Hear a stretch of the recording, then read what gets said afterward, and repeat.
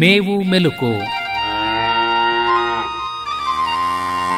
ಮೇವಿನ ಬೆಳೆಗಳ ಬೇಸಾಯ ತಾಂತ್ರಿಕತೆಗಳನ್ನು ಕುರಿತ ಬಾನುಲಿ ಸರಣಿ. ಜೀವನವೆಷ್ಟು ಚೆನ್ನಾಗಿದೆ, ಕಲ್ಪನೆಗಿಂತಲೂ ಮಿಗಿಲಾಗಿದೆ. ಸಹಯೋಗ ವಲಯ ಕೃಷಿ ಸಂಶೋಧನಾ ಕೇಂದ್ರ, ಬಿಸಿ ಫಾರಂ, ಮಂಡ್ಯ. ಎಷ್ಟೊಂದು ಸೌಂದರ್ಯವಿದೆ, ಎಷ್ಟೊಂದು ಆನಂದವಿದೆ. ಕೇಳಿ ಮೇವು ಮೆಲುಕು. ಮೈ ಒಟ್ಟಿ ಕಣ್ತೆರೆದು ಆನಂದಿಸು, ಇದ ಕೊಟ್ಟ ದೇವರಿಗೆ ನೀ ವಂದಿಸು. ರೈತ ಬಾಂಧವರೇ, ಇಂದಿನ ಮೇವು ಮೆಲುಕು ಬಾನುಲಿ ಸರಣಿಯಲ್ಲಿ ಮೇವಿನ ಬೆಳೆ ಅಭಿವೃದ್ಧಿಗೆ ಇಲಾಖೆ ಯೋಜನೆಗಳನ್ನು ಕುರಿತು ಮೈಸೂರು ಜಿಲ್ಲಾ ಪಶುಪಾಲನೆ ಮತ್ತು ಪಶು ವೈದ್ಯಕೀಯ ಸೇವಾ ಇಲಾಖೆಯ ಉಪನಿರ್ದೇಶಕರಾದ ಡಾ.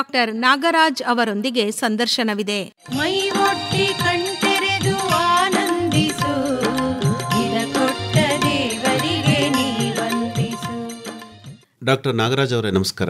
ನಮಸ್ಕಾರ ಸರ್.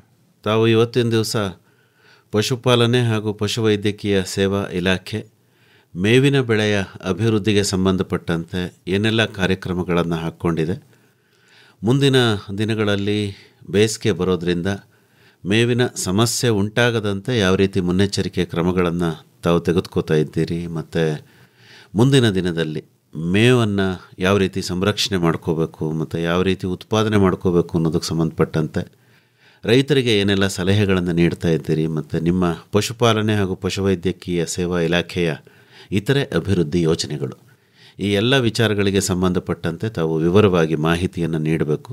ಮೇವಿಗೆ ಸಂಬಂಧಪಟ್ಟಂತೆ ವಿಚಾರ ಆರಂಭ ಮಾಡಿ. ಕಾರ್ಯಕ್ರಮಕ್ಕೆ ನನ್ನನ್ನು ಕರೆಸಿರೋದಕ್ಕೆ ಧನ್ಯವಾದಗಳು. ಪಶುಪಾಲನಾ ಇಲಾಖೆ ಇತ್ತೀಚಿನ ದಿನಗಳಲ್ಲಿ ಬಹಳ ವೇಗವಾಗಿ ಮತ್ತು ಆಧುನಿಕವಾಗಿ ಬೆಳವಣಿಗೆಯನ್ನು ಕಾಣಿಸ್ತಾ ಇದೆ. ಮನುಷ್ಯನಿಗೆ ಯಾವ ರೀತಿ ಆಹಾರ ಭದ್ರತೆ ಇದೆಯೋ ಅದೇ ರೀತಿ ನಮ್ಮ ಜಾನುವಾರುಗಳಿಗೆ ಮೇವಿನ ಭದ್ರತೆಯನ್ನು ಒದಗಿಸಬೇಕಾದದ್ದು ಮೂಲ ಕರ್ತವ್ಯ. ತಮಗೆಲ್ಲ ಗೊತ್ತಿದೆ, ಇತ್ತೀಚಿನ ದಿನಗಳಲ್ಲಿ ಗೋಮಾಳಗಳು, ಫಾರೆಸ್ಟ್ ಲ್ಯಾಂಡ್ಗಳು, ಬದುಗಳು ಕಡಿಮೆ ಆಗ್ತಾ ಇದ್ದಾವೆ. ಅಂಥ ಸಂದರ್ಭದಲ್ಲಿ ನಮ್ಮ ಮೂಕ ಪ್ರಾಣಿಗಳ ಮೇವಿಗೆ ಭಾಳ ತತ್ವಾರ ಉಂಟಾಗ್ತದೆ. ಅದರಲ್ಲೂ ವಿಶೇಷವಾಗಿ ಬರಗಾಲ ಪೀಡಿತ ಬಂದ್ರಂತೂ ಮೇವಿಗೆ ಹಾಹಾಕಾರವೇ ಕಾಣುತ್ತೆ. ವಿಶೇಷವಾಗಿ ಇತ್ತೀಚಿನ ದಿನಗಳಲ್ಲಿ ತಮಗೆಲ್ಲ ಗೊತ್ತಿದೆ, ಹೈನುಗಾರಿಕೆ ಭಾಳ ಉದ್ಯಮವಾಗಿ ಬೆಳೀತಾ ಇದೆ. ನಿರುದ್ಯೋಗಿ ಯುವಕರು ಹೈನುಗಾರಿಕೆಯತ್ತ ವಾಲ್ತಾ ಇದ್ದಾರೆ. ಅದನ್ನು ಲಾಭದಾಯಕ ಹೈನುಗಾರಿಕೆಯನ್ನಾಗಿ ನಾವು ಮಾಡಬೇಕಾದ್ರೆ ಪಶುಗಳಿಗೆ ಬಹು ಮುಖ್ಯವಾಗಿ ಬೇಕಾಗಿರ್ತಕ್ಕಂಥದ್ದು ಮೇವು. ಆ ಮೇವು ಹಸಿರು ಮೇವು. ವಿಶೇಷವಾಗಿ ಲಾಭದಾಯಕ ಉದ್ಯಮ ಆಗಬೇಕು ಅಂತಂದರೆ ಹಸಿರು ಮೇವನ್ನು ನಾವು ಕೊಡಬೇಕಾಗ್ತದೆ. ಹಸಿರು ಮೇವನ್ನು ಕೊಡಲಿಕ್ಕೋಸ್ಕರ ಈ ಎಲ್ಲ ಜನಗಳ ಆಶೆ ಆಕಾಂಕ್ಷೆಗಳ ಆಶೋತ್ತರಗಳಿಗೆ ಅನುಗುಣವಾಗಿ ಸರ್ಕಾರ ಹಲವು ಯೋಜನೆಗಳನ್ನು ತಂದಿದೆ ಸರ್.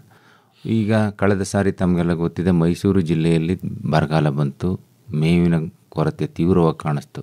ಅದಕ್ಕೋಸ್ಕರನೇ ಸೆಪ್ಟೆಂಬರ್ ಮಾಹೆಯಲ್ಲಿಯೇ ಮುಂಗಾರು ಕೈಕೊಟ್ಟದ್ರಿಂದ ಮೇವಿನ ಕೊರತೆ ಉಂಟಾಗ್ತದೆ ಅಂತ ಹೇಳ್ಬಿಟ್ಟು ಕರ್ನಾಟಕ ಸರ್ಕಾರ ಮೈಸೂರು ಜಿಲ್ಲೆಗೆ ಸುಮಾರು 1,36,000 ಮಿನಿ ಕಿಟ್ಗಳನ್ನು ಕೊಡ್ತು.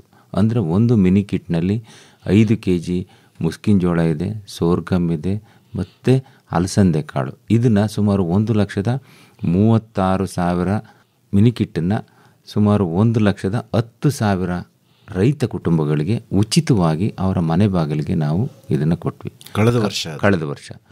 ಈ ವರ್ಷ ತಮಗೆಲ್ಲ ಗೊತ್ತಿದೆ, ಮಳೆ ಚೆನ್ನಾಗಾಗಿದೆ, ಮೇವಿನ ಬೆಳೆಗಳು ಬಂದಿದ್ದಾವೆ.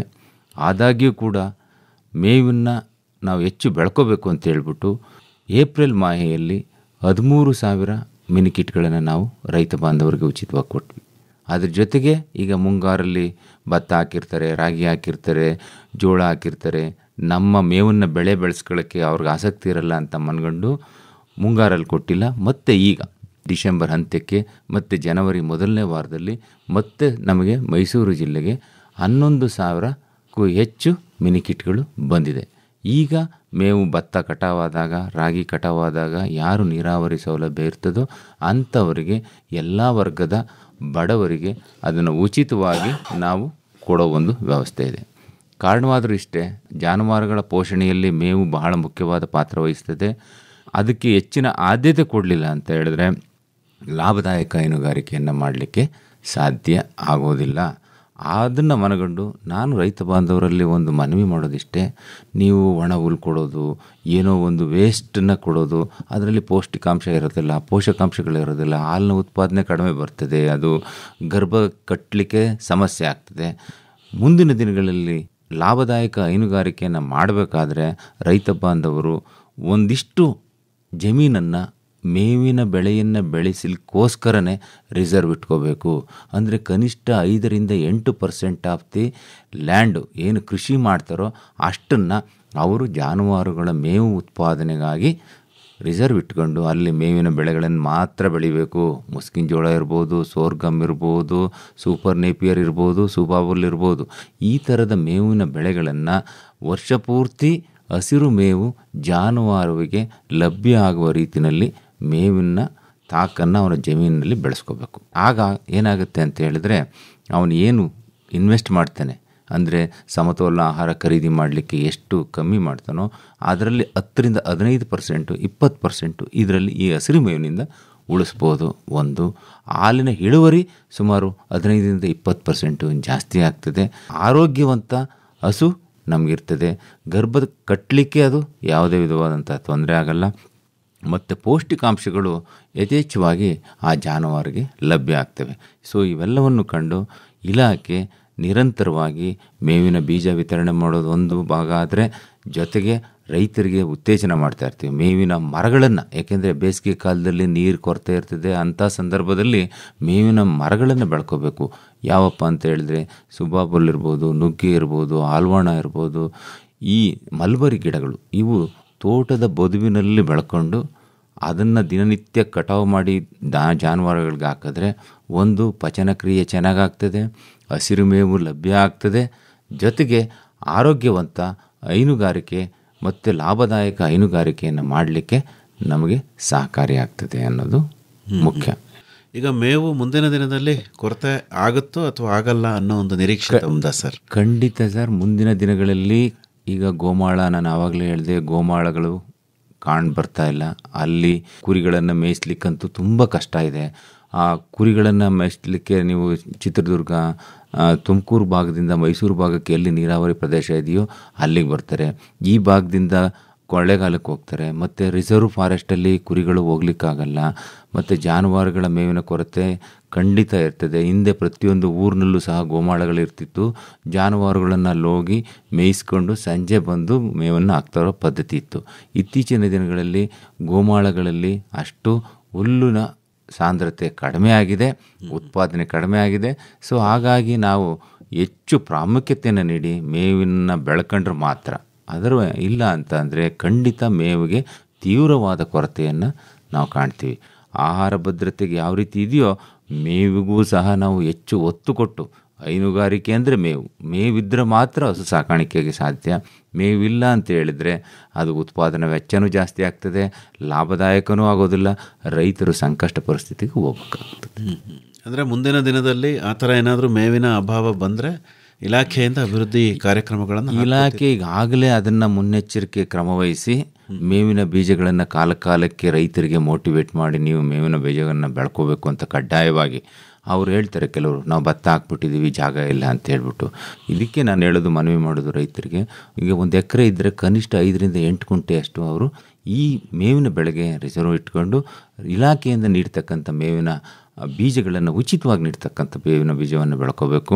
ಜೊತೆಗೆ ಕಂಟಿನ್ಯೂಸ್ ಆಗಿರ್ತದೆ. ಈಗ ಸೂಪರ್ ನೇಪಿಯರ್ ಬರ್ತದೆ, ಸುಬಾಬಲ್ ಇದೆ, ಈ ಗಿನಿ ಗ್ರಾಸ್ ಇದೆ, ರೋಡ್ಸ್ ಇದೆ.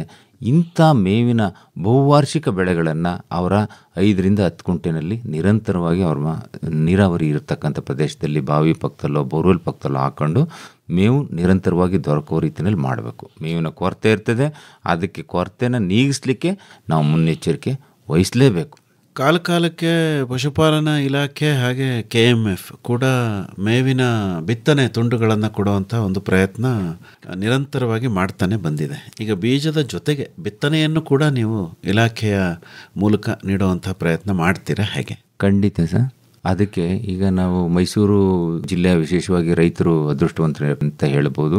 ಯಾಕೆಂದರೆ ಇಲ್ಲಿ ನಮಗೆ KMF ಇದೆ.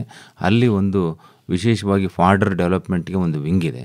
ಅಲ್ಲಿ ನಾವು ಈ ರೈತ ಬಾಂಧವ್ರಿಗೆ ಏನೇನು ಬೇಕು, ಈಗ ನಾನು ಸೂಪರ್ ನೇಪಿಯರ್ ಅಂತ ಹೇಳಿದೆ, ಅದರದ್ದು ಏನು ರೂಟ್ ಸ್ಲಿಪ್ಸ್ ಇದೆಯೋ ಅದನ್ನು ಕೊಡ್ತೀವಿ, ರೋಡ್ಸ್ದು ರೂಟ್ ಸ್ಲಿಪ್ಸ್ ಕೊಡ್ತೀವಿ, ಗಿನಿಗ್ರಾಸ್ದು ರೂಟ್ ಸ್ಲಿಪ್ಸ್ ಕೊಡ್ತೀವಿ.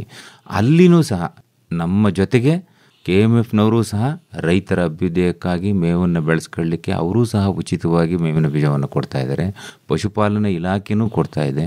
ರಾಷ್ಟ್ರೀಯ ಕಾರ್ಯಕ್ರಮವಾದ ನ್ಯಾಷನಲ್ ಲೈಫ್ ಸ್ಟಾಕ್ ಮಿಷನ್ ಅಂತ ಒಂದು ಯೋಜನೆ ಇದೆ, ಅಲ್ಲಿಂದನೂ ಸಹ ಕೇಂದ್ರ ಸರ್ಕಾರದ ವತಿಯಿಂದನೂ ಸಹ ಮೇವಿನ ಬೀಜವನ್ನು ರೈತರಿಗೆ ಉಚಿತವಾಗಿ ಕೊಡ್ತಕ್ಕಂಥ ವ್ಯವಸ್ಥೆ ಕಂಟಿನ್ಯೂಸ್ ಆಗಿ ಇದೆ. ಸೊ ನಿರಂತರವಾಗಿ ಬಹುವಾರ್ಷಿಕ ಮೇವಿನ ಬೆಳೆಗಳನ್ನೂ ಸಹ ಬೆಳ್ಕೋಬೇಕು. ಅದು ನಾವು ಎಲ್ಲೆಲ್ಲಿ ಸಿಗುತ್ತೆ ಅಂತ ರೈತ ಬಾಂಧವರು ಯಾವುದೇ ಪಶು ಆಸ್ಪತ್ರೆಯನ್ನು ಸಂಪರ್ಕಿಸಿದ್ರೆ ಈ ರೂಟ್ ಸ್ಲಿಪ್ಸ್ ಎಲ್ಲಿ ಸಿಗ್ತದೆ ಅಂತೇಳಿ ನಾವು ಅವ್ರಿಗೆ ನಮ್ಮ ಮತ್ತು KMFನವರ ಸಹಯೋಗದೊಂದಿಗೆ ಅವ್ರಿಗೆ ಕೊಡಿಸ್ಲಿಕ್ಕೆ ಒಂದು ವ್ಯವಸ್ಥೆ ಮಾಡ್ತೀವಿ. ಅದನ್ನು ಬೆಳ್ಕೊಂಡು ನಿರಂತರವಾಗಿ, ಯಾಕೆಂದರೆ ಒಂದು ಸತಿ ಒಬ್ಬ ರೈತ ಬೆಳೆದ್ರೆ ಆ ಊರಲ್ಲಿ ಅವನೇ ಕೊಡ್ಬೋದು ನೆಕ್ಸ್ಟ್ ರೂಟ್ ಸ್ಲಿಪ್ಸ್ನ, ಪಕ್ಕದ ಮನೆಗೆ ಕೊಡ್ಬೋದು, ಪಕ್ಕದ ಊರಿಗೆ ಕೊಡ್ಬೋದು. ಆ ರೀತಿ ಬೆಳೆಗಳನ್ನು ಬೆಳ್ಕೊಂಡು ಅವನು ಹಸಿರು ಮೇವು ನಿರಂತರವಾಗಿ 365 ದಿನವೂ ತನ್ನ ಜಾನುವಾರುಗಳಿಗೆ ಲಭ್ಯವಾಗುವ ರೀತಿಯಲ್ಲಿ ಮಾಡಿದ್ರೆ ಲಾಭದಾಯಕ ಹೈನುಗಾರಿಕೆಯನ್ನು ನಾವು ಅವನಲ್ಲಿ ಕಾಣ್ಬೋದು ಅಲ್ವೇ? ಅಂದರೆ ನೀರಾವರಿ ಆಶ್ರಯ ಇರೋವಂಥವ್ರು ಮೇವನ್ನು ಬೆಳೆಯುವಂಥ ಪ್ರಯತ್ನ ಮಾಡಬೇಕು. ಇಲಾಖೆಯ ನೆರವನ್ನು ಪಡ್ಕೊಂಡು ಮೇವಿನ ಬಿತ್ತನೆಯನ್ನು ಪಡೆದುಕೊಂಡು ಬೆಳೆಯೋ ಪ್ರಯತ್ನ ಮಾಡಬೇಕಲ್ವೇ? ಖಂಡಿತ ಸರ್. ಈಗ ಸುಮಾರು 1,80,000 ಜನ ಕುಟುಂಬಗಳು ಮೈಸೂರು ಜಿಲ್ಲೆಯಲ್ಲಿ ಅಂದಾಜು ಈ ಹೈನುಗಾರಿಕೆಯಲ್ಲಿ ತೊಡಗಿಸ್ಕೊಂಡಿದ್ದಾವೆ. ಅದರಲ್ಲಿ ಸುಮಾರು 1 ಲಕ್ಷಕ್ಕೂ ಹೆಚ್ಚು ಜನ ಈ ಹಾಲು ಉತ್ಪಾದಕರ ಸಹಕಾರ ಸಂಘಕ್ಕೆ ಪ್ರತಿನಿತ್ಯ ಹಾಲಾಗ್ತಾರೆ. ನಮ್ಮ ಮೈಸೂರು ಜಿಲ್ಲೆಯಲ್ಲಿ ಸುಮಾರು 8.5 ಲಕ್ಷ ಲೀಟ್ರು ಪ್ರತಿನಿತ್ಯ ಉತ್ಪತ್ತಿ ಆಗ್ತದೆ. ಇದು ಗ್ರಾಮೀಣ ಭಾರತದ ಗ್ರಾಮೀಣ ಜನತೆಯ ಆರ್ಥಿಕ ಅಭಿವೃದ್ಧಿಗೆ ಈ ಹೈನುಗಾರಿಕೆ ಎಷ್ಟು ಅಂತಂದರೆ ಪ್ರತಿನಿತ್ಯ 8.5 ಲಕ್ಷ ಲೀಟ್ರು ಅಂದಾಜು 40 ರೂಪಾಯಿ ಅಂತ ಹೇಳಿದ್ರು, ಅಷ್ಟು ಗ್ರಾಮೀಣ ಜನರ ಆರ್ಥಿಕ ಮಟ್ಟವನ್ನು ಸುಧಾರಣೆಗೆ ಹೋಗ್ತಾ ಇರ್ತದೆ. ಸೊ ಅಷ್ಟು ಆರ್ಥಿಕ ಚಟುವಟಿಕೆ ಇರುವಾಗ ರೈತರು ಸ್ವಲ್ಪ ಹೆಚ್ಚಿನ ಆಸ್ಥೆ ವಹಿಸಿ ಜವಾಬ್ದಾರಿಯುತವಾಗಿ ಈ ಮೇವಿನ ಬೆಳೆಗಳನ್ನು ಬೆಳ್ಕೊಂಡ್ರೆ ಅವರು ಇನ್ನೂ ಹೆಚ್ಚು ಸಮೃದ್ಧಿಯಾಗಿ ಲಾಭವನ್ನು ಕಾಣಲಿ ಅನ್ನೋದು ನಮ್ಮ ಇಲಾಖೆಯ ಮತ್ತು KMFನ ಬಹು ಆಶಯ. ಡಾಕ್ಟರ್ ನಾಗರಾಜ್ ಅವರೇ, ಪಶುಪಾಲನೆ ಮತ್ತು ಪಶುವೈದ್ಯಕೀಯ ಸೇವಾ ಇಲಾಖೆ ಇತ್ತೀಚಿನ ದಿನದಲ್ಲಿ ಸಾಕಷ್ಟು ಹೊಸ ಕಾರ್ಯಕ್ರಮಗಳನ್ನು ಅನುಷ್ಠಾನ ಮಾಡ್ತಾ ಇದೆ. ತುಂಬ ಮೊದಲನೇದು ಅಂತಂದರೆ ಲಸಿಕಾ ಆಂದೋಲನ, ಅದ್ರ ಬಗ್ಗೆ ವಿವರವಾಗಿ ಹೇಳ್ಬೋದು? ಇತ್ತೀಚಿನ ದಿನಗಳಲ್ಲಿ ನಮ್ಮ ಘನ ಸರ್ಕಾರ ಜಾನುವಾರುಗಳಿಗೆ ರೋಗ ಬರದಂಗೆ ತಡೆಯೋದು ಬಹು ಮುಖ್ಯವಾದದ್ದು.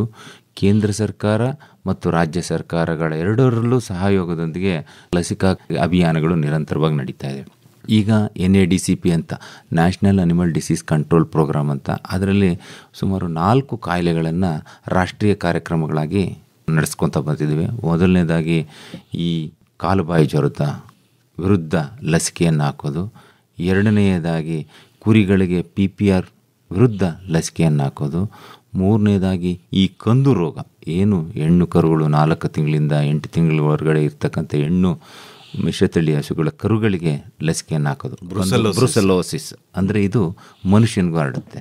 4ನೇದು ಕ್ಲಾಸಿಕಲ್ ಸ್ವೈನ್ ಫೀವರ್ ಅಂತ ಹಂದಿಗಳಿಗೆ ಬರ್ತಕ್ಕಂಥ ಕಾರ್ಯಕ್ರಮ. ಈ 4 ರಾಷ್ಟ್ರೀಯ ಕಾರ್ಯಕ್ರಮಕ್ಕೆ ಕೇಂದ್ರ ಸರ್ಕಾರ ಸಂಪೂರ್ಣವಾಗಿ ಸಹಯೋಗದೊಂದಿಗೆ ನಾವು ಮಾಡ್ತಾಯಿದ್ದೀವಿ. ಎಲ್ಲ ಅದಕ್ಕೆ ಅಗತ್ಯವಾದಂಥ ಸಿಬ್ಬಂದಿ ನಮ್ಮಲ್ಲಿದ್ದಾರೆ.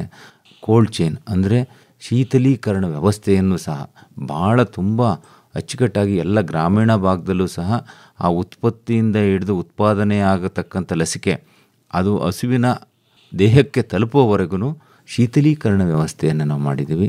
ಮತ್ತು ಪ್ರತಿಯೊಂದು ಲಸಿಕಾ ಅಭಿಯಾನದಲ್ಲೂ ಸಹ ನಾವು ಸಾಕಷ್ಟು ಪ್ರಚಾರ ಮಾಡ್ತೀವಿ. ಮತ್ತು ಸಿಬ್ಬಂದಿ ಅಂದರೆ ಈಗ ತಮಗೆಲ್ಲ ಗೊತ್ತಿದೆ, ಈ ಲಸಿಕಾ ಅಭಿಯಾನದಲ್ಲಿ ನಾವು ಕರ್ನಾಟಕ ಯಾವಾಗಲೂ ಮುಂಚೂಣಿಯಲ್ಲಿದ್ದೇವೆ. ಏಪ್ರಿಲ್ನಲ್ಲಿ 5ನೇ ಸುತ್ತಿನ ಕಾಲುಬಾಯಿ ಜ್ವರದ ವಿರುದ್ಧ ನಾವು ಲಸಿಕೆ ಹಾಕಿದ್ವಿ. ನವೆಂಬರ್ ಮಾಯಲ್ಲಿ 6ನೇ ಸುತ್ತಿನ ಈ ಕಾಲುಬಾಯಿ ಜ್ವರದ ವಿರುದ್ಧ ಲಸಿಕೆ ಹಾಕ್ತಾಯಿದ್ದೀವಿ. ಜೊತೆಗೆ ತಮಗೆಲ್ಲ ಗೊತ್ತಿದೆ, 2 ವರ್ಷದ ಹಿಂದೆ ಚರ್ಮಗಂಟು ರೋಗ ಬಂದ್ಬಿಟ್ಟು ರೈತರ ಜಾನುವಾರುಗಳ ತೀವ್ರವಾದ ತೊಂದರೆಗೆ ಈಡು ಮಾಡ್ತು.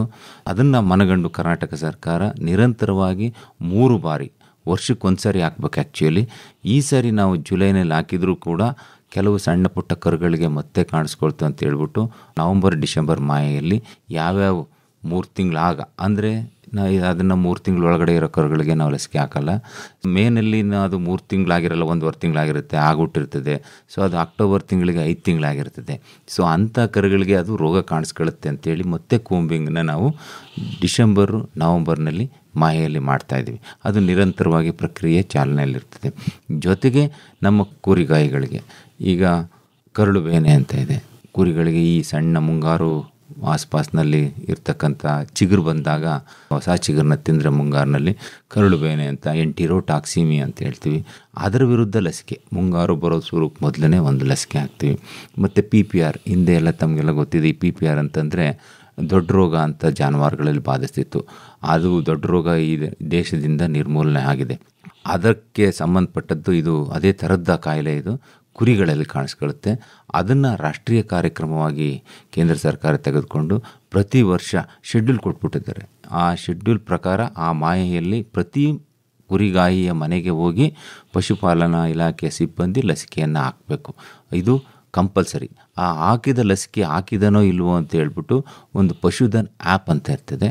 ಆ ಆ್ಯಪಲ್ಲಿ ಆ ಫೋಟೋ, ಅವನು ಕುರಿ ಹಾಕಿದ್ದಕ್ಕೆ ವಾಲೆ ನಂಬರು, ಸಪೋಸ್ 50 ಕುರಿ ಇದ್ದರೆ 50ರಲ್ಲಿ ಒಂದು ಕುರಿಗೆ ಟ್ಯಾಗ್ ಹಾಕ್ಬಿಟ್ಟು ಈ ಫ್ಲಾಗ್ನ ನಾನು ಲಸಿಕೆ ಮಾಡಿದ್ದೀನಿ ಅಂತ ಫೋಟೋ ತೆಗೆದು ಆ ಪಶುಧನ್ ಆ್ಯಪಲ್ಲಿ ಅಪ್ಲೋಡ್ ಮಾಡಬೇಕು. ಕಾಲುಬಾಯಿ ಜ್ವರನೂ ಅಷ್ಟೇ. ಪ್ರತಿದಿನ ಈಗ ನಾವು ಏನು ಏಪ್ರಿಲ್ ಮಾಹೆಯಲ್ಲಿ ಮಾಡೋದು 5ನೇ ಸುತ್ತಂದು ಪ್ರತಿ ಮನೆಗೆ ಹೋಗಿ ಅಲ್ಲಿ ನಾವು ಓಲೆ ಹಾಕಿರ್ತೀವಿ. ಅದು ಪಶುಧನ್ ಆ್ಯಪಲ್ಲಿ ಎಂಟ್ರಾಗಿರ್ತದೆ. ಹಿಂದೆ ಯಾವಾಗ ಮಾಡಿದ್ವಿ, ಆ ಓನರ್ ಯಾರು, ಎಷ್ಟನೇ ಸಾರಿ ಇದಕ್ಕೆ ಲಸಿಕೆ ಹಾಕ್ತಾಯಿದ್ದೀವಿ, ಇದು ಎಷ್ಟು ಕರು ಹಾಕಿದೆ, ಈ ಎಲ್ಲ ಮಾಹಿತಿ ಆ ಪಶುಧನ್ ಆ್ಯಪಲ್ಲಿ ನಾವು ಸ್ಕ್ಯಾನ್ ಮಾಡಿದಾಗ ಅದರಲ್ಲಿ ಇರ್ತದೆ. ಸೊ ಅದು ಮಾಹಿತಿ ಇರುವಾಗ ನಾವು 5ನೇ ಸುತ್ತಲ್ಲಿ ಹೋಗಿ ಲಸಿಕೆ ಹಾಕಿಲ್ಲ ಅಂತ ಹೇಳಿದ್ರೆ ಅಲ್ಲಿ ಎಂಟ್ರಾಗಿರಲ್ಲ. ಸೊ ಡೆಲ್ಲಿನಲ್ಲಿ ಕುಂತ್ಕೊಂಡು, ಬೆಂಗಳೂರಿನಲ್ಲೋ ಕುಂತ್ಕೊಂಡು ತಿಮ್ಮಯ್ಯ ಗೌಡನ ಹಸುವಿಗೆ ಲಸಿಕೆ ಹಾಕಿಲ್ಲ ಇವರು, ಹಾಗಾಗಿ ಅಲ್ಲಿ ಔಟ್ಬ್ರೇಕ್ ಆಗಿದೆ ಅನ್ನೋ ಒಂದು ಮಾಹಿತಿ ತಂತ್ರಜ್ಞಾನದಲ್ಲಿ ಅಷ್ಟು ಮುಂದುವರೆದು ಆ ಥರ ನಾವು ಕಡ್ಡಾಯವಾಗಿ ಮಾಡಿದ್ವಿ. ಸೊ ಪಶುಧನ್ ಆ್ಯಪಲ್ಲಿ ಮಾಡೋದ್ರಿಂದ ಪ್ರೋತ್ಸಾಹಧನ ಸರ್ಕಾರದ ವತಿಯಿಂದ ಪ್ರತಿ ರಾಸಿಗೆ ಲಸಿಕೆ ಹಾಕಿದಾಗ 5 ರೂಪಾಯಿ ಪ್ರೋತ್ಸಾಹಧನ ಕೊಡ್ತಾಯಿದ್ದೀವಿ.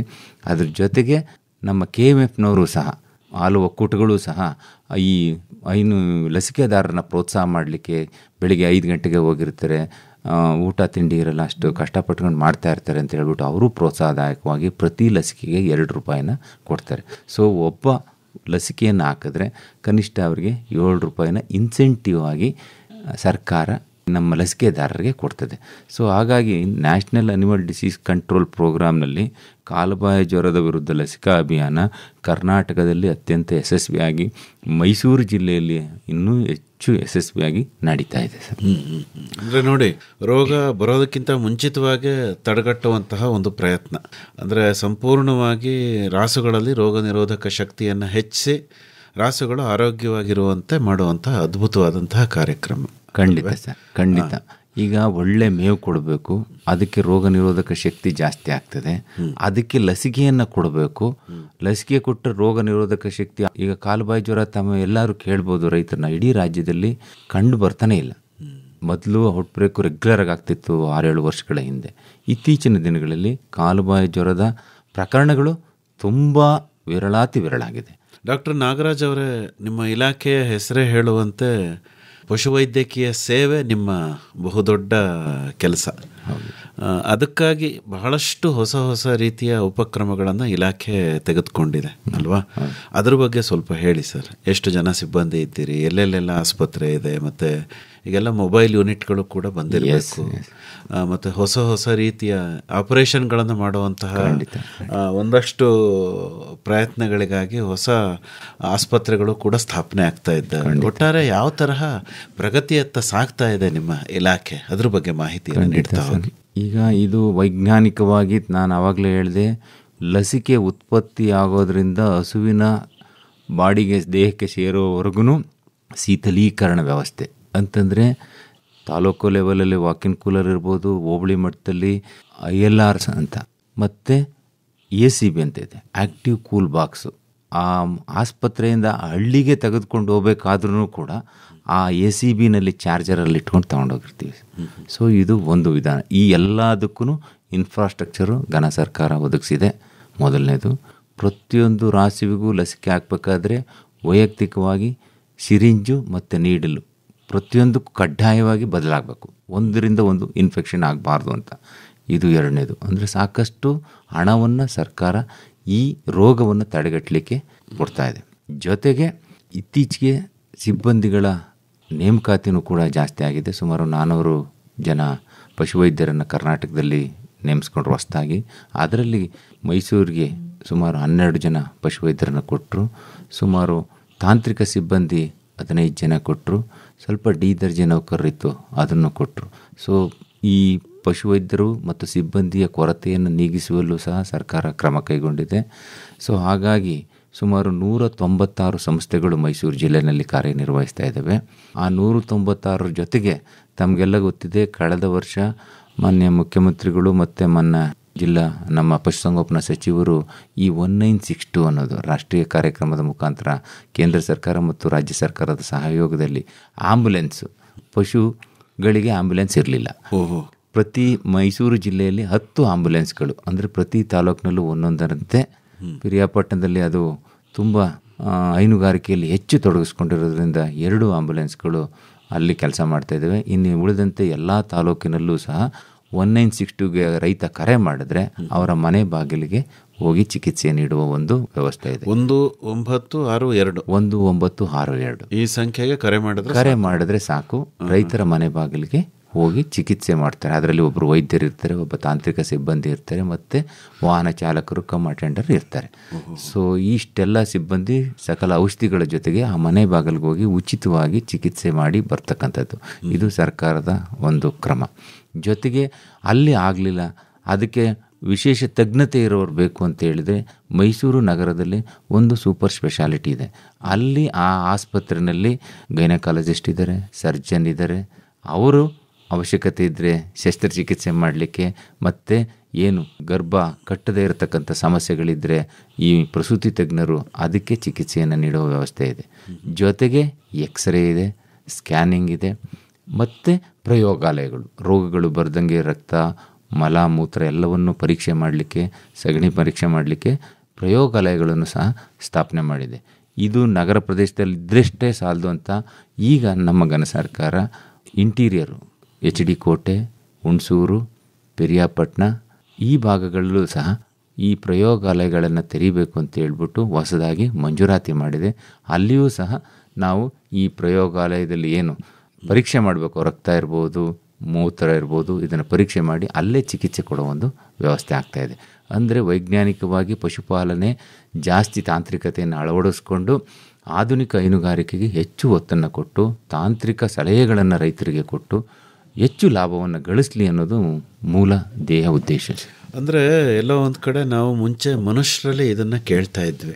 ಅಂದರೆ ಮನುಷ್ಯರಿಗೆ ಏನಾದರೂ ತೊಂದರೆ ಆದರೆ ಆಂಬುಲೆನ್ಸ್ ಬರುತ್ತೆ, ಅವರನ್ನು ಸೂಪರ್ ಸ್ಪೆಷಾಲಿಟಿ ಆಸ್ಪತ್ರೆ ಕರ್ಕೊಂಡು ಹೋಗ್ತಾರೆ, ಸ್ಕ್ಯಾನಿಂಗ್ ಆಗುತ್ತೆ, ಎಕ್ಸ್ರೇ ಆಗ್ತದೆ, ಪರೀಕ್ಷೆಗಳು ನಡೆಯುತ್ತೆ, ಆಪ್ರೇಷನ್ ಆಗುತ್ತೆ ಅಂತ. ಇದು ರಾಸುಗಳಿಗೂ ಕೂಡ ಬಂದಿರೋದು ನಿಜವಾಗ್ಲೂ ಒಂಥರ ಏನು ಸಂತೋಷ ಪಡಬೇಕಾದಂತಹ ವಿಷಯ ಅಂತ ಅನ್ಸುತ್ತೆ ಅಲ್ವಾ ಡಾಕ್ಟ್ರೆ? ಖಂಡಿತ ಸರ್. ಯಾಕೆಂದರೆ ಎಲ್ಲ ವಿದ್ಯಾವಂತ ಯುವಕರು ಬರ್ತಾ ಇದ್ದಾರೆ, ಅವರು ತಾಂತ್ರಿಕತೆಯನ್ನು ಅಳವಡಿಸ್ಕೊಳ್ತಾ ಇದ್ದಾರೆ. ಮತ್ತು ಪ್ರಪಂಚ ಎಲ್ಲರ ಕೈಯಲ್ಲಿರ್ತದೆ. ಬೇರೆ ದೇಶಗಳಲ್ಲಿ ಹೈನುಗಾರಿಕೆ ಹೇಗಿದೆ, ನಮ್ಮ ದೇಶದಲ್ಲಿ ಯಾಕೆ ಕಮ್ಮಿ ಇದೆ, ಇದೆಲ್ಲವನ್ನು ಈ ರೈತರೇ, ವಿದ್ಯಾವಂತ ರೈತರೇ ಪಶುವೈದ್ಯರನ್ನು ಕೇಳಿಸ್ತೀವಿ. ಅದಕ್ಕೋಸ್ಕರ ನಮ್ಮ ಪಶುವೈದ್ಯರು ಸಹ ಕಾಲಾನುಕಾಲಕ್ಕೆ ಅಪ್ಗ್ರೇಡ್ ಆಗ್ತಾ ಇದ್ದಾರೆ. ಸರ್ಕಾರವೂ ಸಹ ಏನೇನು ಫೆಸಿಲಿಟೀಸ್ನ ಜಾಸ್ತಿ ಮಾಡಬೇಕು ಅಷ್ಟೇ ರಾಸುಗಳಿದ್ದಾವೆ. ಈಗ ರಾಸುಗಳು ಜಾಸ್ತಿ ಆಗಿಲ್ಲ, ಉತ್ಪಾದನೆ ಜಾಸ್ತಿ ಆಗ್ತಾಯಿದೆ. ಸೊ ರಾಸುಗಳನ್ನ ಕಡಿಮೆ ಇಟ್ಕೊಂಡು ಹೆಚ್ಚು ಉತ್ಪಾದನೆ ಮಾಡಬೇಕು ಅನ್ನೋದು ಮೂಲ ಉದ್ದೇಶ. ಹಾಗಾಗಿ ಕುರಿ ಸಾಕಾಣಿಕೆ ಇರ್ಬೋದು, ಕೋಳಿ ಸಾಕಾಣಿಕೆ ಇರ್ಬೋದು, ಹೈನುಗಾರಿಕೆ ಇರ್ಬೋದು, ಮೂಲ ಉದ್ದೇಶ ರೈತನಿಗೆ ಲಾಭ ಜಾಸ್ತಿ ಬರಬೇಕು, ನಮ್ಮ ಸೇವೆ ಅವನ ಮನೆ ಬಾಗಿಲಿಗೆ ನಿರಂತರವಾಗಿ ತಲುಪಬೇಕು ಅನ್ನೋದು ಇಲಾಖೆಯ ಮೂಲ ಉದ್ದೇಶ. ಪಶುಪಾಲನಾ ಇಲಾಖೆಯ ಜೊತೆಗೇನೆ ಕುರಿ ಮತ್ತು ಮೇಕೆ ಸಾಕಾಣಿಕೆದಾರರಿಗೆ ಒಂದು ಅಭಿವೃದ್ಧಿ ನಿಗಮ ಇದೆ. ಹಾಗೆ ಕೋಳಿ ಸಾಕಣೆದಾರರ ಏನು ಯೋಗಕ್ಷೇಮವನ್ನು ವಿಚಾರಿಸ್ಕೊಳ್ಳೋದಕ್ಕೆ ಒಂದು ಫೆಡರೇಷನ್ ಇದೆ. ಅವುಗಳು ಕೂಡ ಜಿಲ್ಲೆಯಲ್ಲಿ ಕಾರ್ಯನಿರ್ವಹಿಸ್ತಾ ಇದ್ದಾವೆ. ಕಾಲಕಾಲಕ್ಕೆ ಅದರ ಮೂಲಕನೂ ಯೋಜನೆಯ ಲಾಭವನ್ನು ರೈತರು ಪಡ್ಕೋಬೋದಲ್ವೇ? ಖಂಡಿತ. ಈಗ ಕುರಿ ಸಾಕಾಣಿಕೆ ಇತ್ತೀಚೆಗೆ ಉದ್ಯಮವಾಗಿ ಬೆಳೀತಾ ಇದೆ. NLM ಅಂತ national livestock mission, EDP ಅಂತ ಉದ್ದಿಮೆದಾರರನ್ನು ಸೃಷ್ಟಿ ಮಾಡ್ತಕ್ಕಂಥ ಕರ್ತವ್ಯ. ಅಂದರೆ ಇದರಲ್ಲಿ ಸುಮಾರು ಕೇಂದ್ರ ಸರ್ಕಾರದಿಂದ 50% ಸಬ್ಸಿಡಿ ಇದೆ. 50% ಅಂತಂದರೆ 50 ಲಕ್ಷದವರೆಗೂ ಸಹಾಯಧನ ಇದೆ. 1 ಕೋಟಿ ವೆಚ್ಚದಲ್ಲಿ ಅವನು 500 ಕುರಿ 25 ಟಗರುಗಳನ್ನು ಸಾಕಿದ್ರೆ ಶೆಡ್ ಕಟ್ಟೋದ್ರಿಂದ ಹಿಡಿದು ಕುರಿ ತಂದು ಅವನು ಉತ್ಪಾದನೆ ಮಾಡೋವರೆಗೂ ಸರ್ಕಾರದ ಸಹಾಯಧನ ಇದೆ. 50% ಅವನಿಗೆ ಸಹಾಯಧನ ಇದೆ. ಹಂದಿ ಸಾಕಾಣಿಕೆಗೆ ಸಹಾಯಧನ ಇದೆ. ಹಂದಿ ಸಾಕಾಣಿಕೆದಾರಕ್ಕೆ ಮತ್ತು ಕೋಳಿ ಸಾಕಾಣಿಕೆಗೆ ಅಂದರೆ ನ್ಯಾಷನಲ್ ಲೈಫ್ ಸ್ಟಾಕ್ ಮಿಷನ್ ಯೋಜನೆಯಲ್ಲಿ ಯಾರು ಗ್ರಾಮೀಣ ಭಾಗದಲ್ಲಿ ನಾಟಿ ಕೋಳಿ ಪೇರೆಂಟ್ ಸ್ಟಾಕ್ನ ಇಟ್ಕೊಂಡು ಹ್ಯಾಚರಿನಲ್ಲಿ ಅಂದರೆ ಮರಿ ಉತ್ಪಾದನಾ ಘಟಕವನ್ನು ಸ್ಥಾಪನೆ ಮಾಡಿಕೊಂಡು ಅವನು ಸ್ವಾವಲಂಬಿಯಾಗಿ ಬದುಕಲು ಇಷ್ಟಪಡುವ ರೈತನಿಗೆ ಕರ್ನಾಟಕ ಸರ್ಕಾರದಿಂದ 25 ಲಕ್ಷದವರೆಗೆ ಸಹಾಯಧನ, 25 ಲಕ್ಷದ ಬ್ಯಾಂಕಿನ ಮುಖಾಂತರ ಸಾಲ ಇದೆ ಸರ್. ಈ ಯೋಜನೆ ಭಾಳ ಯಶಸ್ವಿಯಾಗಿ ಮೈಸೂರು ಜಿಲ್ಲೆಯಲ್ಲೇ ನಡೀತಾ ಇದೆ. ಅವನು ಉತ್ಪತ್ತಿ ಮಾಡೋ ಕೋಳಿ ಮರಿಗಳನ್ನು ತಮಗೆಲ್ಲ ಗೊತ್ತಿದೆ, ಈ ಪೌಲ್ಟ್ರಿ ಫೆಡರೇಷನ್ ಮುಖಾಂತರ ಖರೀದಿ ಮಾಡಿ ರೈತರಿಗೆ ಉಚಿತವಾಗಿ ಗ್ರಾಮೀಣ ಮಹಿಳೆಯರಿಗೆ ನಾವು 20 ಕೋಳಿಯನ್ನು ಮೈಸೂರು ಜಿಲ್ಲೆಯಲ್ಲಿ ಕೊಡ್ತಕ್ಕಂಥ ಒಂದು ಯೋಜನೆ ಇದೆ. ಕಾರಣವಾದರೂ ಇಷ್ಟೇ, ಗ್ರಾಮೀಣ ಭಾಗದ ರೈತ ಬಡ ಮಹಿಳೆಯರಿಗೆ ಈ ಕೋಳಿಗಳನ್ನು ಕೊಡೋದ್ರಿಂದ ಒಂದು ಅವರಿಗೆ ಆರ್ಥಿಕವಾಗಿ ಸ್ವಲ್ಪ ಸಹಾಯ ಮಾಡ್ದಂಗೆ, ಎರಡನೇದು ಅದರಲ್ಲಿ ಮೊಟ್ಟೆನೂ ಉತ್ಪಾದನೆ ಆಗ್ತದೆ. ಅವರ ಪ್ರೋಟೀನ್ ಕೊರತೆಯನ್ನು ನೀಗಿಸ್ಕೋಬೋದು. ಅವರೂ ಸಹ ಅದನ್ನು ಮಾಂಸ ಸೇವನೆಗೆ ಉಪಯೋಗಿಸ್ಕೊಂಡು ಹೆಚ್ಚಿಗೆ ಬೆಳೆದದ್ದನ್ನು ಅವರು ಮಾರಾಟ ಮಾಡಬೇಕು ಅನ್ನೋದು ಸರ್ಕಾರದ ಉದ್ದೇಶ. ಹಾಗಾಗಿ ಆಯ್ಕೆಯಾದ ಗ್ರಾಮೀಣ ಭಾಗದ ರೈತ ಮಹಿಳೆಯರಿಗೆ ಉಚಿತವಾಗಿ ಕೋಳಿ ಮರಿಗಳನ್ನು ಕೊಡ್ತಾ ಇದ್ದೀವಿ ಸರ್. ಆ ಯೋಜನೆಯೂ ಸಹ ಮುಂದುವರೆದಿದೆ ಮೈಸೂರು ಜಿಲ್ಲೆಯಲ್ಲಿ. ಸರ್, ಪಶು ಸಖಿಯರು ಅಂತ ಹೇಳಿ ಹೊಸ ಒಂದು ಕಾನ್ಸೆಪ್ಟನ್ನೇ ತಾವು ಕಾಯಿನ್ ಮಾಡಿದ್ರಿ. ಹೌದು.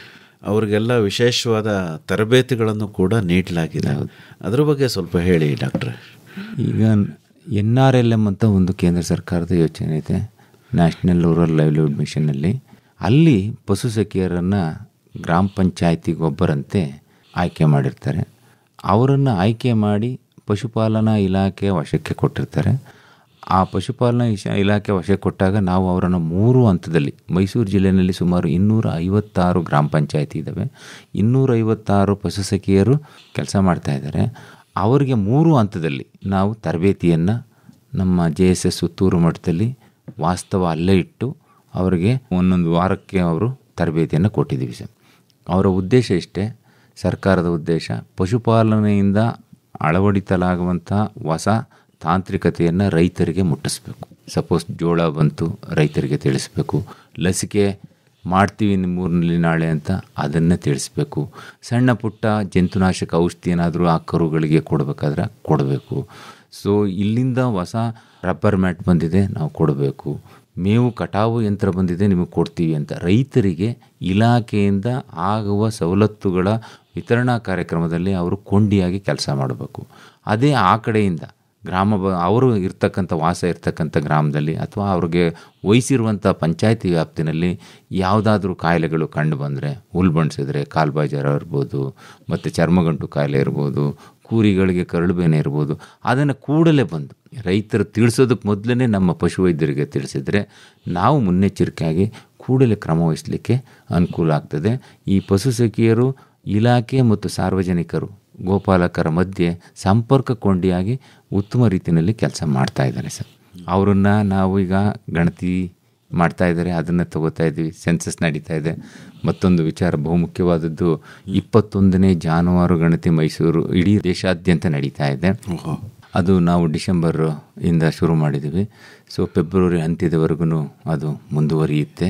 ಪ್ರತಿ ಮನೆಗೂ ಹೋಗಿ ಪಶುಪಾಲನಾ ಯಾರು ಮಾಡ್ತಾ ಇದ್ದಾರೆ, ಅವರು ಮಹಿಳೆಯರಿರ್ಬೋದು, ಪುರುಷರಿರ್ಬೋದು, ಕೋಳಿ ಎಷ್ಟು ಸಾಕಿದ್ದಾರೆ, ಕುರಿ ಎಷ್ಟು ಸಾಕಿದ್ದಾರೆ, ಹಂದಿ ಎಷ್ಟು ಸಾಕಿದ್ದಾರೆ, ನಾಯಿ ಎಷ್ಟು ಸಾಕಿದ್ದಾರೆ, ಕುದುರೆ ಎಷ್ಟಿದೆ, ಎಲ್ಲ ಸುಮಾರು 250 ವೆರೈಟೀಸ್ನ ಪ್ರಾಣಿಗಳನ್ನು ದಾಖಲು ಮಾಡುವಂಥ ಒಂದು ಅಭಿಯಾನ ನಡೀತಾ ಇದೆ. ಇದನ್ನು ನಾನು ತಮ್ಮ ಮುಖಾಂತರ ರೈತರಲ್ಲಿ ಮನವಿ ಮಾಡೋದು ಮತ್ತು ಸಾರ್ವಜನಿಕರಲ್ಲಿ ಸುಮಾರು 7,20,000 ಮನೆ ಮೈಸೂರು ಜಿಲ್ಲೆಯಲ್ಲಿದೆ. ಪ್ರತಿ ಮನೆಗೆ ನಮ್ಮ ಎಣಿಕೆದಾರರು ಹೋಗ್ತಾ ಇದ್ದಾರೆ ಸರಿ. ಅವರಿಗೆ ನಿಖರವಾದ ಮಾಹಿತಿಯನ್ನು ಕೊಡಬೇಕು ಅಂತ ಈ ಮೂಲಕ ಈ ಒಂದು ಸಂದರ್ಭದಲ್ಲಿ ಅವರನ್ನು ನಾನು ಕಳಕಳಿಯಿಂದ ಸಾರ್ವಜನಿಕರಲ್ಲಿ ವಿನಂತಿಯನ್ನು ಮಾಡ್ತೀನಿ. ಅಂದರೆ ನಿಮ್ಮ ಐಡಿನ ಅವ್ರು ಕ್ಯಾರಿ ಮಾಡಿರ್ತಾರಲ್ವ ಸರ್? ಈಗ ಭಾಳ ಹೆದರಿಕೆ ಇದೆ ಜನಗಳಿಗೆ, ಯಾರ್ಯಾರೋ ಬರ್ತಾರೆ, ಏನೇನೋ ಕೇಳ್ತಾರೆ, ಏನೇನೋ ಮಾಹಿತಿ ತಗೊಂಡು ಹೋಗ್ಬಿಡ್ತಾರೆ, ಅದು ಬೇರೆ ರೀತಿ ಏನಾದರೂ ದುರುಪಯೋಗ ಆಗ್ಬೋದಾ, ನಮಗೇನಾದ್ರು ಮೋಸ ಆಗ್ಬಿಡ್ಬೋದಾ ಅನ್ನೋದು ಇರುತ್ತೆ. ಗಣತಿದಾರರು ನಿಮ್ಮ ಇಲಾಖೆ ಐಡಿಯನ್ನು ತಗೊಂಡು ಹೋಗಿರ್ತಾರೆ ಮತ್ತು ಪರಿಚಯಿಸ್ಕೋತಾರೆ. ಹೇಗೆ ಸರ್ ಅದು ಗಣತಿ ನಡೆಯೋ ವಿಧಾನ ಹೇಗೆ? ಸರ್ ಖಂಡಿತ ಗಣತಿದಾರರು ಈ ಸಾರಿ ಆ್ಯಪ್ ಮುಖಾಂತರ ಇಷ್ಟು ಸಾರಿ ಹೋಗಿ ಬರ್ಕೊಂಬರ್ತಾಯಿದ್ರು ವಿಚಾರನ. ಈಗ ಅವರ ಮನೆಯಲ್ಲೇ ಹೋಗ್ಬಿಟ್ಟು ಹಸುವಿಂದು ಟ್ಯಾಗು ಎಲ್ಲ ನೋಡಿ ಅವ್ರದ್ದು ಎಂಟ್ರಿ ಮಾಡ್ತಾರೆ ಸರ್. ಅಲ್ಲಿ ಹಸು ಯಾವ ವಯಸ್ಸು, ಎಷ್ಟು ಕರು ಹಾಕಿದೆ, ಎಷ್ಟು ಹಸು ಇದ್ದಾವೆ ಅವ್ರ ಮನೆಯಲ್ಲಿ ಅಂತ ಗಣಕೆ ಮಾಡ್ತಾರೆ, ಕುರಿ ಎಷ್ಟಿದೆ ಮಾಡ್ತಾರೆ. ಆ್ಯಪ್ ಮುಖಾಂತರ ಅವರು ಗಣತಿಯನ್ನು ತಗೋತಾರೆ. ಮೊದಲನೇದು ನಾವು ಅವ್ರಿಗೆ 3 ಸಾರಿ ಅವ್ರಿಗೆ ತರಬೇತಿ ಕೊಟ್ಟಿದ್ದೀವಿ, ಯಾವ ರೀತಿ ಗಣತಿಯನ್ನು ಪ್ರಾರಂಭ ಮಾಡಬೇಕು ಅಂತ ಹೇಳ್ಬಿಟ್ಟು. ಆನ್ಲೈನ್ ಬೇಸ್ಡ್ ಸರ್ವೆ ಇದು ನಡೀತಾ ಇರೋದು. ಸರಿ ಸರಿ. ಹಾಗಾಗಿ ಪ್ರತಿಯೊಬ್ಬರಿಗೂ ಸಹ ತರಬೇತಿ ಕೊಟ್ಟು ನಮ್ಮ ಇಲಾಖಾ ವತಿಯಿಂದ ಅವರಿಗೆ ಒಂದು ID ಕಾರ್ಡ್ ಕೊಟ್ಟಿದ್ದೀವಿ. ಅದನ್ನು ಹಾಕ್ಕೊಂಡೇ ಧರಿಸ್ಕೊಂಡೆ ಜಾನುವಾರು ಗಣತಿದಾರರು ಅಂತಲೇ ಅವ್ರಿಗೆ ಮಾಡಿ ಅವ್ರ ಹೆಸರು ಬರೆದು ನಾವು ಅವ್ರಿಗೆ ಸಹಿ ಹಾಕಿ ಅವ್ರ ಫೋಟೋ ID ಕಾರ್ಡನ್ನು ಅವ್ರಿಗೆ ಕೊಟ್ಟಿದ್ದೀವಿ. ಕೊರಳಲ್ಲಿ ಹಾಕ್ಕೊಂಡು ಹೋಗ್ತಾರೆ. ಸೊ ಹಾಗಾಗಿ ಆಮೇಲೆ ಗ್ರಾಮೀಣ ಭಾಗದಲ್ಲಿ ಹೆಚ್ಚು ಕಮ್ಮಿ ನಮ್ಮ ಏನು ತಾಂತ್ರಿಕ ಸಿಬ್ಬಂದಿ ಇದ್ದಾರೆ, ಪಶುಸಖಿಯರು ಇದ್ದಾರೆ, ಅವ್ರಿಗೆಲ್ಲ ಒಬ್ಬರಿಗೊಬ್ಬರು ಪರಿಚಯ ಇದ್ದೇ ಇದ್ದಾರೆ. ಸೊ ಹಾಗಾಗಿ ಆ ಸಮಸ್ಯೆ ಉದ್ಭವ ಆಗೋದಿಲ್ಲ. ನಗರ ಪ್ರದೇಶದಲ್ಲಿ ಯಾರು ಜಾನುವಾರು ಸಾಕಿಲ್ವೋ ಅಂಥವ್ರಿಗೆ ಇವರು ಅಪರಿಚಿತರತೆ ಕಾಣ್ತಾರೆ. ಅವರಿಗೆ ನಾವು ಪದೇ ಪದೇ ಮನವಿ ಮಾಡಿಕೊಟ್ಟಿದ್ದೀವಿ. ನಮ್ಮ ಮಹಿಳೆಯರು, ನಮ್ಮ ಏನು ಸಿಬ್ಬಂದಿ ಹೋಗ್ತಾರೋ ಅವರು ಸಹ ಸೌಜನ್ಯದಿಂದ ಅವರನ್ನು ಕೇಳಿ ನಿಮ್ಮ ಪರಿಚಯವನ್ನು ಮಾಡಿಕೊಂಡು ನಂತರ ಅವ್ರ ಹತ್ರ ಮಾಹಿತಿ ಪಡೀರಿ ಅಂತ ಹೇಳ್ತಾ ಇದ್ವಿ. ಅದೇ ರೀತಿ ಸಾರ್ವಜನಿಕರು ಕೂಡ ಮಾಹಿತಿಯನ್ನು ಭಾಳ ಘನ ಸರ್ಕಾರ ಭಾಳ ಉದ್ದೇಶಗಳನ್ನು ಇಟ್ಕೊಂಡು, ಯಾಕೆಂದರೆ ಯಾವುದೇ ಒಂದು ಯೋಜನೆ ಪಶುಪಾಲನೆಯಿಂದ ರೂಪಿಸಬೇಕಾದ್ರೆ ಜಾನುವಾರು ಗಣತಿ ಎಷ್ಟಿದ್ದಾವೆ ನಿಖರವಾಗಿ, ಆಮೇಲೆ ಪಶುಪಾಲಕರು ಎಷ್ಟಿದ್ದಾರೆ, ಇದ್ರ ಮೇಲೆ ಅವಲಂಬಿತರು ಎಷ್ಟು ಜನ ಇದ್ದಾರೆ ಅಂತ ಗೊತ್ತಾಗಬೇಕಾದ್ರೆ ನಮಗೆ ನಿಖರವಾದ ಮಾಹಿತಿ ಬೇಕು. ಆ ನಿಖರವಾದ ಮಾಹಿತಿ 1919ನೇ ಇಸ್ವಿಯಿಂದ ಪ್ರತಿ 5 ವರ್ಷಕ್ಕೊಮ್ಮೆ 20 ಸಾರಿ ಗಣತಿ ಮುಗಿದಿದೆ ಸರ್. ಇದು 21ನೇ ಜಾನುವಾರು ಗಣತಿ ಕಡ್ಡಾಯವಾಗಿ ಮಾಡ್ತಾ ಇದ್ದಾರೆ ಕೇಂದ್ರ ಸರ್ಕಾರದ್ದು. ಇಡೀ ರಾಷ್ಟ್ರಾದ್ಯಂತ ಏಕಕಾಲದಲ್ಲೇ ನಡೀತಾ ಇರತಕ್ಕಂಥ ಈ ಜಾನುವಾರು ಗಣತಿಗೆ ಮೈಸೂರು ಜಿಲ್ಲೆಯಲ್ಲಿ ಸುಮಾರು 230 ಜನ ಗಣತಿದಾರರನ್ನು ನೇಮಕ ಮಾಡಿದ್ದೀವಿ. ಸುಮಾರು 70 ಜನ ಪಶುವೈದ್ಯರನ್ನು ನಾವು ಮೇಲ್ವಿಚಾರಕರಾಗಿ ನೇಮಕ ಮಾಡಿದ್ದೀವಿ.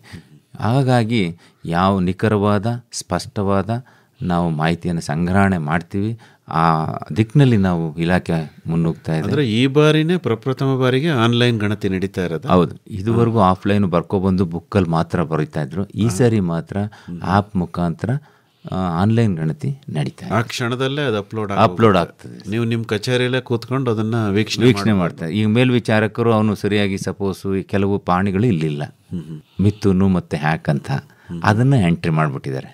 ಆಕಸ್ಮಿಕವಾಗಿ ಯಾರೋ ಮೇಲೆ ಒಂದು ಆಪ್ಷನ್ ಒತ್ತಕ್ಕೆ ಹೋಗಿ ಇನ್ನೊಂದು ಆಪ್ಷನ್ ಒತ್ಬಿಟ್ಟಿದ್ದಾರೆ. ಓಕೆ.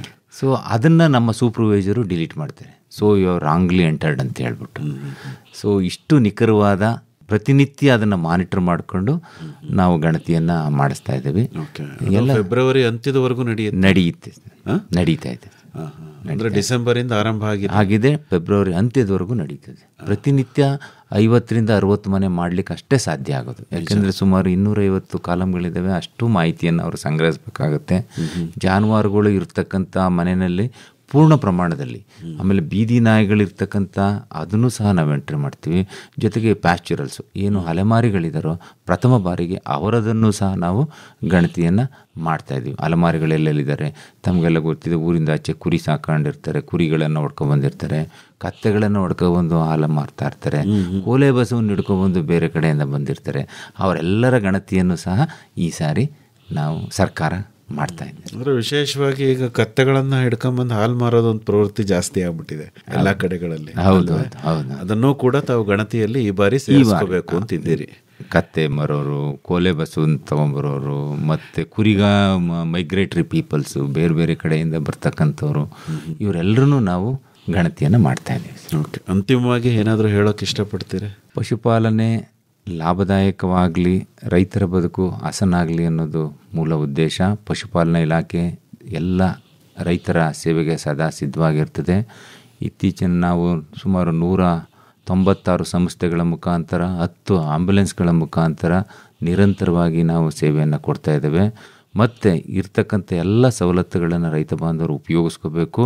ಆ ಉಪಯೋಗಿಸ್ಕೊಂಡು ತಾಂತ್ರಿಕತೆಯನ್ನು ತಿಳ್ಕೊಂಡು ಅವರು ತಾಂತ್ರಿಕತೆಯನ್ನು ಅಳವಡಿಸ್ಕೊಂಡು ಲಾಭದಾಯಕವಾದ ಹೈನುಗಾರಿಕೆಯನ್ನು ಮಾಡಬೇಕು. ಆವಾಗ ಸುಸ್ಥಿರ ಬದುಕನ್ನು ನಿರ್ಮಾಣ ಜಮೀನು ಚೆನ್ನಾಗಿರ್ತದೆ, ಉತ್ಪಾದನೆ ಚೆನ್ನಾಗಿರ್ತದೆ, ಸಾವಯವ ಕೃಷಿ ಮಾಡಲಿಕ್ಕೆ ಅನುಕೂಲ ಆಗ್ತದೆ.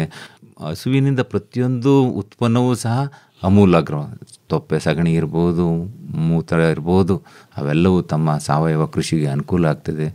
ಲ್ಯಾಂಡಿಂದು ಫರ್ಟಿಲಿಟಿ ಚೆನ್ನಾಗಾಗ್ತದೆ, ಆ ಉತ್ಪಾದನೆ ಚೆನ್ನಾಗಾಗ್ತದೆ, ಮನೆಯವರ ಆರೋಗ್ಯ ಚೆನ್ನಾಗಿರ್ತದೆ, ಜಮೀನಿನ ಆರೋಗ್ಯ ಚೆನ್ನಾಗಿರ್ತದೆ. ಹಾಗಾಗಿ ಅವರ ಆರ್ಥಿಕ ಸ್ವಾವಲಂಬನೆಯನ್ನು ಮುಟ್ಟೋ ರೀತಿಯಲ್ಲಿ ಹೈನುಗಾರಿಕೆಯನ್ನು, ಕೋಳಿ ಸಾಕಾಣಿಕೆಯನ್ನು, ಕುರಿ ಸಾಕಾಣಿಕೆಯನ್ನು ಅಳವಡಿಸ್ಕೊಂಡು ರೈತರು ಆರ್ಥಿಕ ಮಟ್ಟವನ್ನು ಸುಧಾರಿಸ್ಕೊಳ್ಳಿ ಅನ್ನೋದು ನಮ್ಮ ಆಶಯ. ಹೆಚ್ಚಿನ ಮಾಹಿತಿಗೆ ಡಾಕ್ಟರ್ ನಾಗರಾಜ್ ಅವರೇ, ತಮ್ಮನ್ನೇ ನೇರವಾಗಿ ಸಂಪರ್ಕ ಮಾಡಬೇಕು ಅಂತಾದರೆ ಸಂಪರ್ಕಕ್ಕಾಗಿ ತಮ್ಮ ಮೊಬೈಲ್ ಸಂಖ್ಯೆನ ಹೇಳ್ಬೋದಾ ಕನ್ನಡದಲ್ಲಿ? 9916195446. ಇನ್ನೊಮ್ಮೆ ಹೇಳ್ತೀರಾ? 9916195446. ಇನ್ನೂ ಒಂದು ಸರಿ ಹೇಳ್ಬಿಡಿ ಸರ್. 9916195446.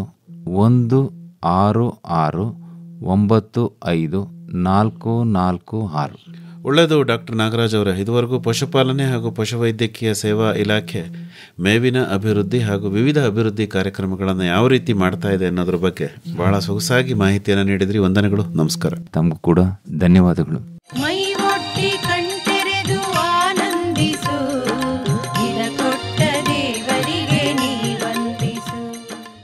ಮೇವಿನ ಬೆಳೆ ಅಭಿವೃದ್ಧಿಗೆ ಇಲಾಖೆ ಯೋಜನೆಗಳನ್ನು ಕುರಿತು ಮೈಸೂರು ಜಿಲ್ಲಾ ಪಶುಪಾಲನೆ ಮತ್ತು ಪಶುವೈದ್ಯಕೀಯ ಸೇವಾ ಇಲಾಖೆಯ ಉಪನಿರ್ದೇಶಕರಾದ ಡಾಕ್ಟರ್ ನಾಗರಾಜ್ ಅವರೊಂದಿಗೆ ಸಂದರ್ಶನವನ್ನು ಕೇಳಿದಿರಿ. ಬರುವ ವಾರ ಪಶು ಆರೋಗ್ಯ ನಿರ್ವಹಣೆಯನ್ನು ಕುರಿತ ನೇರ ಫೋನ್ ಇನ್ ಕಾರ್ಯಕ್ರಮವಿದೆ. ಭಾಗವಹಿಸುತ್ತಾರೆ ಮಂಡ್ಯದ ಪಶುಪಾಲನೆ ಮತ್ತು ಪಶುವೈದ್ಯಕೀಯ ಸೇವಾ ಇಲಾಖೆಯ ಮುಖ್ಯ ಪಶುವೈದ್ಯಾಧಿಕಾರಿ ಡಾಕ್ಟರ್ ಬಿಎನ್ ತ್ರಿನೇಶ್. ಮೇವು ಮೆಲುಕು.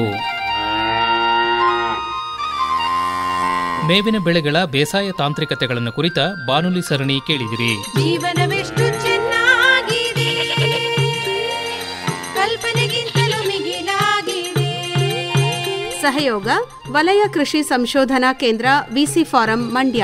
ಎಷ್ಟೊಂದು ಸೌಂದರ್ಯವಿದೆ, ಎಷ್ಟೊಂದು ಆನಂದವಿದೆ.